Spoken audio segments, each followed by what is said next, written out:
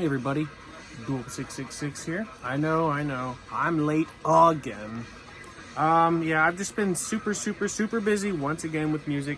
This time, however, a little different. I actually have a show coming up tomorrow with 3 of my bands, and I booked it, and I'm backlining it, and it's been a lot of work, culminating until now. Like I said, my very first time ever booking and, promoting a show on my own, so yeah. Definitely been super busy. Gonna be a fun time tomorrow though, but yeah, gotta get you guys your update here. I know it's a little late, a day late to be exact, but still a great update coming up here, guys. Music soundtrack for the day is a new release from my good friends in Unidad Trauma. It's a new EP called Paradigma Egocéntrico Fatalista, and it fucking rips. So go fuck with that. Link will be in the description. Definitely go support those guys if you haven't heard of them. Awesome death grind from Tijuana and the San Diego area. So yeah, check those guys out.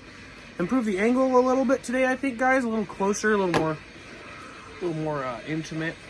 And plus, I can finally see my angle, so that's cool too. So yeah, you guys know how I like to do it. Let's get on into that. Took a break from the wagon recently, so we're having some Mickeys tonight. Love these wide mouths. Cheers, y'all.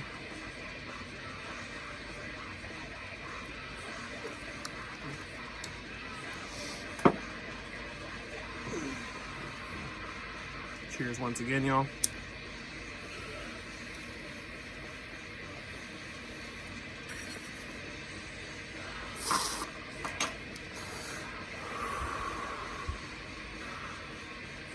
All right, guys. Let's get into this. First thing we have here, it's a snapper case from Something Weird. Off the chain already, really. Very excited to check this out when I got it. Simply for the fact that it is Something Weird video.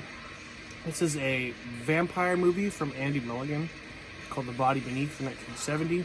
This movie is really bad, but compared to other Andy Milligan films, it's actually pretty solid. Like, this is a very drawn out, bare bones, cheaply made vampire sort of like, it's like vampire / exploitation, which, is pretty popular in this day. And yeah, there's a little bit of, I would say there's a little more sexual debauchery to be had here than anything else. And that's usually what you're getting into with Something Weird video. They typically go for those sort of titles to release. So, yeah, I would say it's definitely not like one of the best vampire movies I've ever seen. But in terms of Andy Milligan films, this is like one of his best. But that's truly not saying much. It's still a very dreary film. But still, I was interested to check it out because I like his really trashy stuff from the 60s, but this was actually like a decent step up for him. So yeah, if you like Andy Milligan films, this is definitely one of the best ones. And a cool vampire film, if you're really into vampire films, definitely check it out. Okay, we have something, it's like sort of giallo-y. Oh, I don't even think I took the whole sticker off the top. I'm just gonna leave it. This is a Redemption release from Kino Lorber. This is Jess Franco's Nightmares Come at Night. This movie is basically just like a mishmash of like scenes of this main character nude in different poses and different like just environments and stuff. Like this is really just like a softcore porno film for quite a bit of it. That's how it is, It's got a lot of giallo elements. They just don't really seem to come to fruition. But if you're into Jess Franco, again, this is probably right up your alley. Still pretty fun. It's a sleazy, nasty little good time. And yeah, I wasn't offended with it. It is what it is. I like giallos and shit, so I thought it was fine. If you like giallos and like Italian crime horror sort of shit from the late 60s, early 70s, you'll probably enjoy this still. I would just say it's less giallo and more of just like a nudie sort of deal for a lot of it. Like, I compare it fondly to something like Baba Yaga or what There's quite a few films like this where they're just basically just like more like sex films, but they have giallo elements. But that's pretty much what this is. Nightmares Come at Night. Not a bad flick. Got a really fun Amicus flick here. This is a really old school Lionsgate DVD of it. We have 1971's The House That Dripped Blood. This is an awesome Amicus anthology film. And I would say that it's definitely right in the middle for me as far as Amicus stuff is concerned. I would say that, like, even though I really like it still, like, Dr. Terror's House of Horrors is easily like one of the worst of the Amicus films. And I rate this one like between that and like Tales from the Crypt, which being one of the strongest. Like I would put this on like the same level as like Vault of Horror. Like it's one of those middle Amicus films, and like it's fine. It's like I actually really like the first story a lot. The first story in this film is like super fucking creepy. I love the killer in the first story.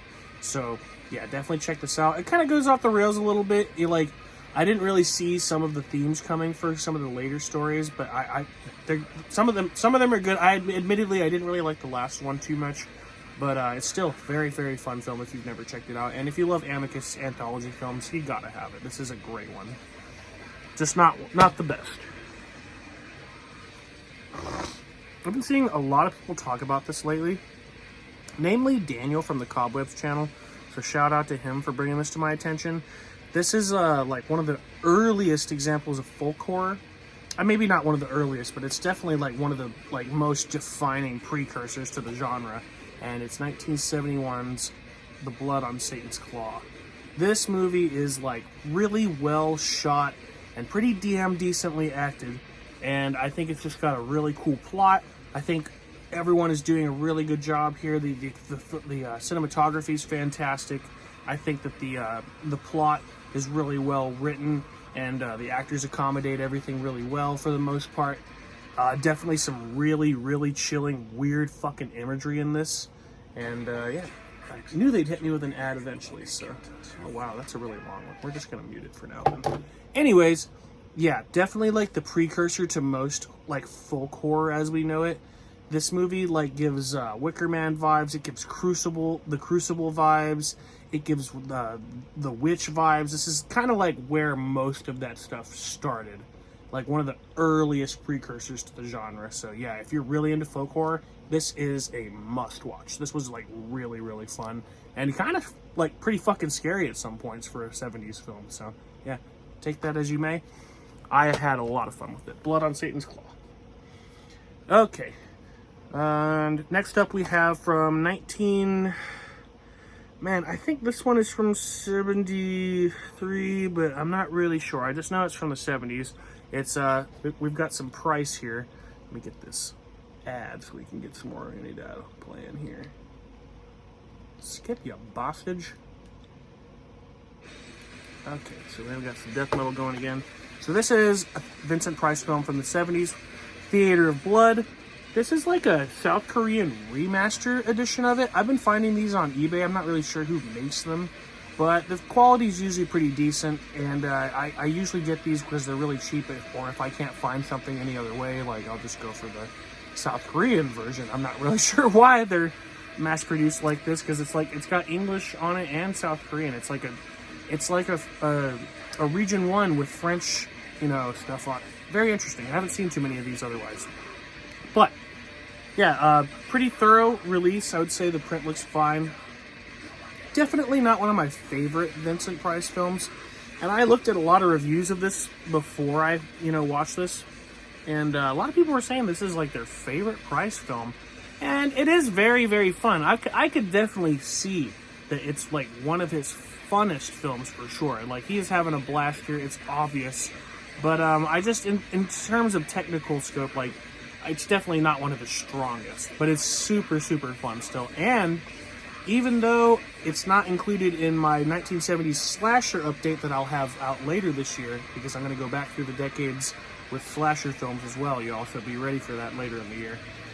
It did display a lot of like proto-slashery sort of elements, just not to the point that I felt inclined to include it with that update later in the year. So it's here in this update. It's a classic Price flick still. It's a lot of fun. Yeah, I would definitely just go check this out. It's given heavy Dr. Phibes vibes too, so if you're like into later Price films like that, definitely check this out. This is a ton of fun. Okay, got an MGM DVD of a title from 77. We have The Incredible Melting Man. I'd heard about this movie for a really long time, and I don't know what took me so long to get my hands on it. I think I got this at like a fucking Big Lots like some months ago before the company went under. And yeah, it took me a little while to even watch it after getting it. And like, it's not like I'm not excited to see it. It looks great. It sounds great. For some reason, I just put it off for a long time. But once I did watch this movie, however, I realized what a fool I was, because I have never seen, well, maybe not never seen, but it's rare that you find a movie that is so fun in an effective and gory way like this. Like, the gore effects in this are so much fun. He's just wasting away, and it's gross like the whole time. I must admit, it does get to a point where he's not really wasting away anymore, and it's just like, this is what he looks like until the end of the movie, and it's grotesque. He just doesn't get much worse. But even still, like, the acting in this movie is a lot of fun. I think the premise is really fun and unique, and yeah, just like, if you love meltdown horror like this, like super gory meltdown sort of horror, you gotta check this out. Like, for fans of street trash and poltergeist and shit like that. So yeah, check out The Incredible Melting Man if you haven't. 1977. Okay, 2 more, guys. We're gonna fit a couple blues in this. Next one here we have is a Scream Factory Blu-ray, working with New Horizons. And this is from 1978. This is The Evil. This movie is like a ton of fun. It's like a supernatural slasher sort of mashed up with a haunted house film. This movie gives me like vibes like The Haunting 1963 had a baby with Night of the Demons. And while you're not going to see a lot of actual demons in the film, like, the plot structures bear a lot of resemblance to that film, but they also bear heavy resemblance to the Haunting 1963. Like, it's just a mishmash of a lot of ideas from that. It's in a mortuary. It's really, really creepy, like Whole House. It actually looks really similar to Whole House and Night of the Demons. The cast is a little bit less youthful, a little less, like, crude. It's definitely more of a gothic horror, sort of. Like, it's set modern day, but it definitely feels more old world. You're not going to get late 80s vibes. You're going to get, like, 60s vibes and before from this film. Because it definitely still, even though it's in the late 70s, it still feels like an early 70s sort of film. It's just like, it has such a nice, it looks so good. Honestly, they did a wonderful job restoring this film, because it looks like it could have come out later because the film quality looks so good. But the vibes and the casting and just everything going for this film is all 70s for sure. And I really appreciate that. I love 70s horror. So yeah, if you're really into like haunted house films, but you love like supernatural slashery demon sort of shit, this is like a mishmash. It's like a perfect mishmash from 1978. Definitely check out The Evil. Okay, last one, guys. We have a Code Red Blu-ray here. And this is like, I believe, a TV film from the very late 70s.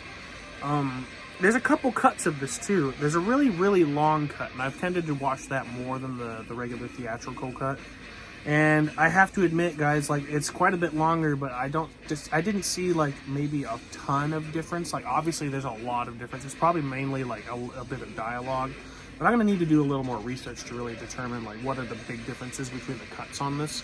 Even still, this movie starts off kind of back and forth, kind of wishy-washy. Some of the stories are good, some of the stories are okay, some of the stories are like not good. And then you get to the wraparound at the end, and this movie gets like fucking terrifying, like completely fucking terrifying. Like, the end sequence of this movie is so intense that like I just absolutely loved it. It totally won me over after like an hour and a half of just being like, well, and then the finale of this movie is fantastic, and I love that it just leaves off on a cliffhanger. You know, like, you don't really know what happens to anybody involved, and I think that that's a wonderful ending. I've always enjoyed that ending. You know, like, some people think of it as a cop-out, but I'm just like, no, I use my imagination, and that's fucking terrifying. So yeah, I really, really enjoyed this film. Screams of a Winter Night from 1979. And this Code Red Blu-ray looks awesome. Not that I had to say so. Code Red does wonderful work. They're doing the Lord's work. So yeah, if you're really into like anthology films, definitely check this out, and the Amicus film, The House That Dripped Blood. So yeah, that's pretty much gonna close it out, guys. I think that's 8 films for this one. Yeah, it's a smaller update. I'm doing my best, guys. I'm trying to just like get through the year with, like, I have it pretty much all mapped out. I'm going to go decade to decade to decade to decade, and then back down decade to decade to decade again for the rest of the year. So that's pretty much the plan, guys. You know, you're going to see lots of live footage still as we go through the year, and I keep playing shows. I'm playing more shows this year than I think I ever have in my life, so you're going to definitely see a lot of live footage of music still. But I'm going to try and fit in a couple other, you know, things like I do. And I'm going to try and bring back the little small vlog videos, too, so I can just see you guys a little more often. And show you, like, just singular films that I'm watching one night, you know, and just be a little more active that way. So, yeah, other than that, hope you guys enjoyed the soundtrack in the background today. These are awesome fucking dudes. I love you, Unidad Trauma. They're fucking great dudes, and they're great musicians, and you should definitely go support them if you love extreme music. So, yeah, just going to shout them out that one last time. Mad love to everybody. Thank you to all the new subscribers. Got tons of new subscribers. I really, really appreciate everyone hopping on board as we can talk about horror every fucking month. And yeah, just be good to yourself, be good to your loved ones, and yeah, have a great night. Go watch some fucking horror movies, and I will see you guys again for the 1980s update. And hopefully just a couple weeks. I will not make you guys wait super, super long. So yeah, everyone take care. Dual 666 out. Much love, everybody.